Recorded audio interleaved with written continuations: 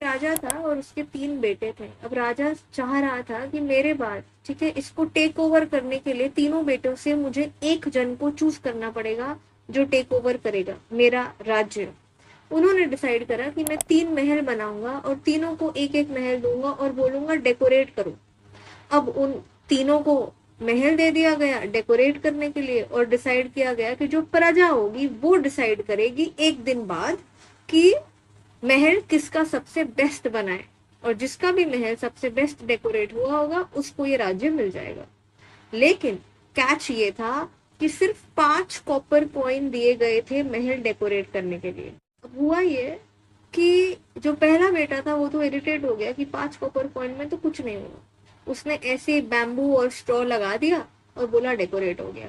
अब जो दूसरा बेटा था उसने 4 कोल स्केचेस बनाए अपने ही पिता के और उसको हर रूम में लगा दिया, बोला डेकोरेट हो गया। जो तीसरा बेटा था उसने जल्दबाजी नहीं की, वो एक जगह गया, वो बैठा, उसने मेडिटेट करा, गाइडेंस मांगी, ठीक है। उसके बाद उसको ध्यान आया कि मैं कैंडल्स जला सकता हूँ, तो उसने कैंडल्स खरीदे, उसको महल में जलाया और एक बोर्ड खरीदा, उस पर लिखा हाउस ऑफ द पीपल, ये लोगों का घर है। अब जब शाम को लोग आए तब वो उन कैंडल्स की रोशनी से जो महल चमका था उसी तरफ अट्रैक्ट हुए। उन्होंने देखा कि यहाँ पर बोर्ड लगा है हाउस ऑफ द पीपल। अब लोगों ने क्या किया कि उन्हें अपनापन महसूस हुआ ना, प्रजा को ऐसा लगा यार हाउस ऑफ द पीपल मतलब ये तो हमारा है, हमारे लिए बनाया गया है। तो उन्होंने अपने अपने पैसों से फर्नीचर खरीदा, कारपेट खरीदा, फ्लावर्स खरीदे, इस तरह वो महल खुद ही डेकोरेट हो गया।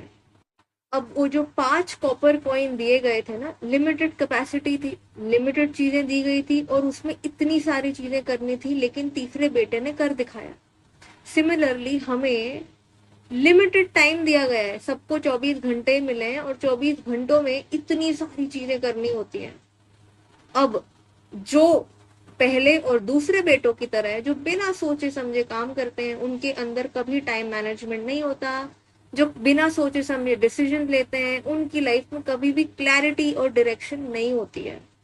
लेकिन जो तीसरे बेटे की तरह होते हैं, जो मेडिटेट करते हैं, जो ध्यान में अपने आप के साथ बैठते हैं, उनके दिन की शुरुआत जब 25-20 मिनट अपने आप के साथ होती है, तब उनकी लाइफ में टाइम मैनेजमेंट भी होता है, क्लैरिटी भी होती है, ठीक है, और एक सही डायरेक्शन भी उनको मिलता है।